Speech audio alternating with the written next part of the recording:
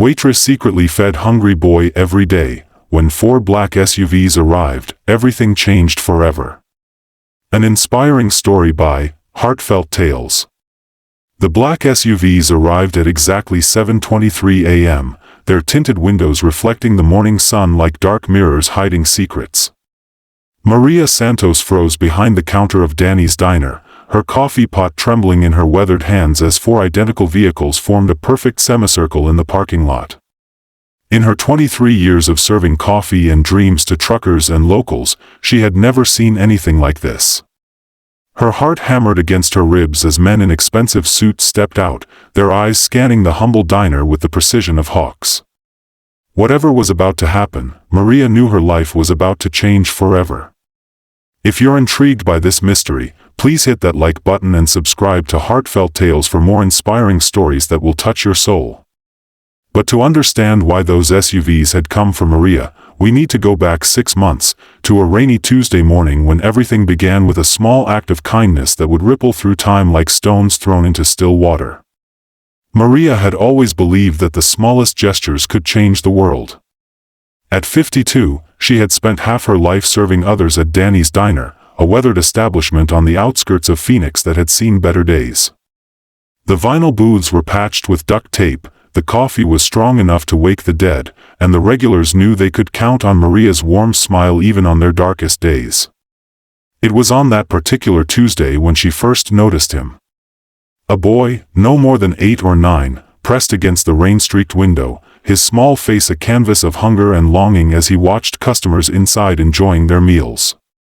His clothes hung loose on his thin frame, and his shoes had holes that let in the desert rain. Most people hurried past without a glance, but Maria couldn't look away. During her break, she stepped outside with a steaming plate of pancakes, bacon, and scrambled eggs. "Hey there, sweetie," she called softly. The boy's eyes widened with fear, ready to run. "It's okay," Maria said, setting the plate on the ground and backing away. "I'm Maria." "What's your name?" "Tommy," he whispered, his voice barely audible above the rain. "Well, Tommy, these pancakes are extra, and they'll just go to waste if someone doesn't eat them." She watched from inside as Tommy devoured every bite, tears mixing with raindrops on his cheeks.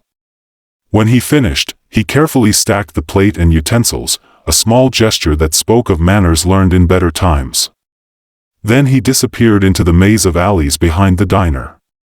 The next morning, Tommy was back, same spot, same hopeful expression. Maria didn't hesitate. She prepared another plate, this time adding fresh fruit and a small carton of milk. This became their ritual. Every morning at 7 a.m., Tommy would appear, and Maria would find a way to slip him a meal without drawing attention from her boss, Danny, who barely tolerated her kindness toward paying customers. As weeks passed, Maria learned fragments of Tommy's story. He lived with his grandmother in a rundown apartment complex. She was sick, unable to work, and their food stamps barely lasted 2 weeks each month. Tommy's parents had died in a car accident the year before, leaving him with this frail woman who loved him but couldn't provide for him. "Grandma Rose tells me stories about when she was young," Tommy shared one morning, his voice growing stronger as trust built between them. "She used to be a teacher. She's really smart, but she can't remember things sometimes." Maria's heart ached for this brave little boy who spoke of his grandmother's dementia with the acceptance of someone far beyond his years. She began packing extra meals, knowing that whatever Tommy didn't eat, he would save for Grandma Rose. The arrangement worked until Danny caught her one morning. "Maria! What the hell are you doing?" he bellowed, his red face matching his stained apron as he watched her hand Tommy a brown bag through the back door. "Danny, please," Maria pleaded. "He's just a hungry child. I don't run a charity." Danny's voice echoed through the kitchen. "That food costs money. If you want to feed strays, do it on your own dime." But Maria didn't have her own dime. After paying rent, utilities, and sending money to her daughter in college, she had barely enough for her own groceries. Still, she couldn't bear the thought of Tommy going hungry. That night, she made a decision that would strain her budget but feed her soul. She would buy extra groceries with her own money, preparing meals at home to bring to work.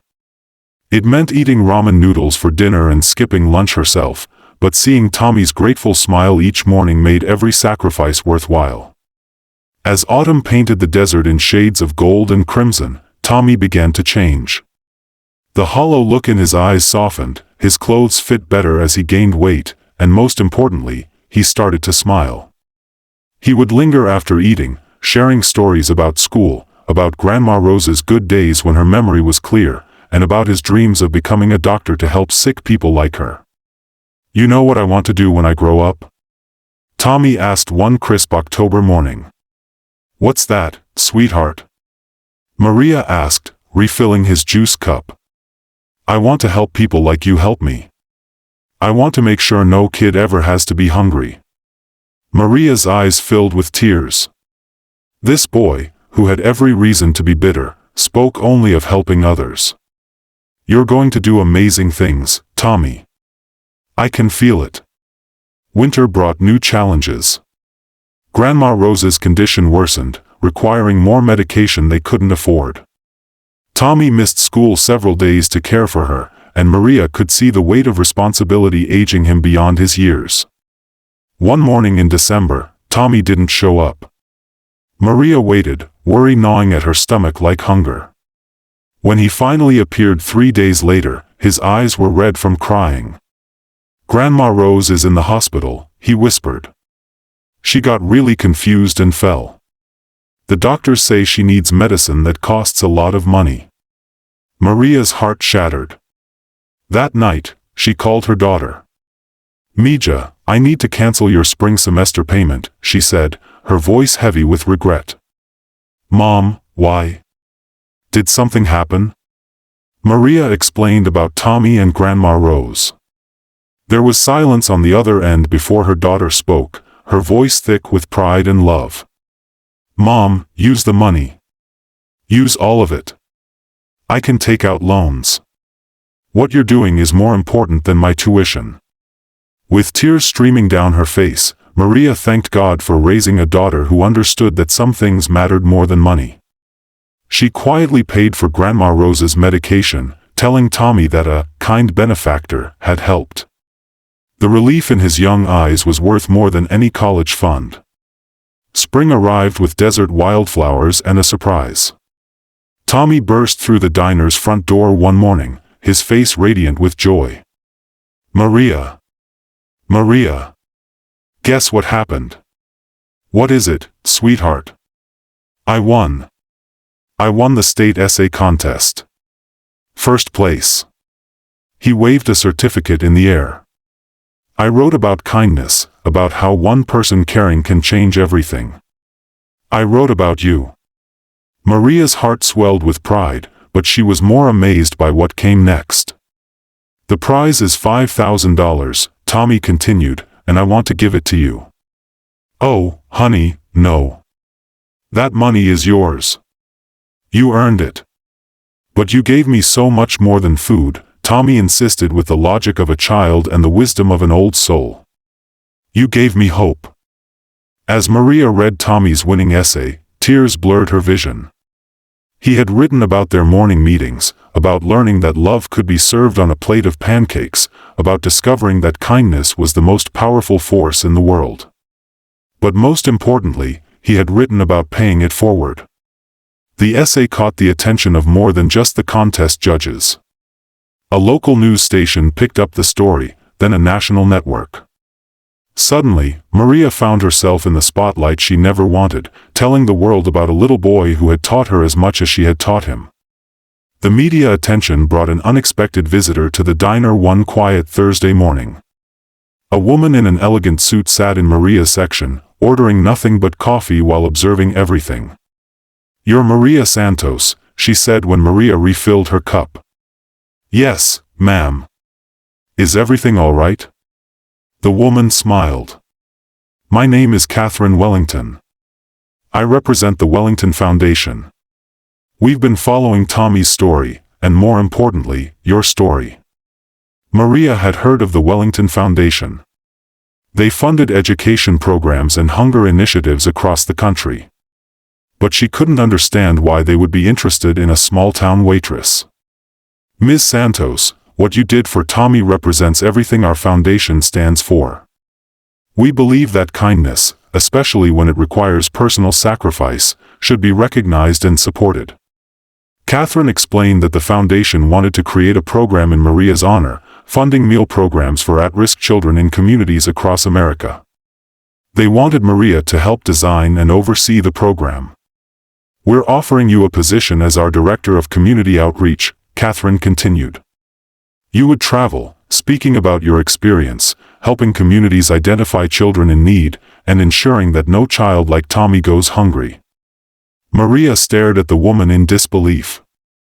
After a lifetime of serving others in a small diner, she was being offered a chance to serve children across the entire country. But she had one condition. "I won't leave Tommy," she said firmly. Catherine smiled. "We wouldn't ask you to. In fact, we'd like Tommy and his grandmother to relocate to our headquarters in Seattle, where we can ensure Rose receives the best medical care while Tommy attends our partner school. He'll be part of the program, sharing his story with other children and showing them that circumstances don't define destiny." That morning when the 4 black SUVs arrived, they weren't bringing trouble. They were bringing transformation.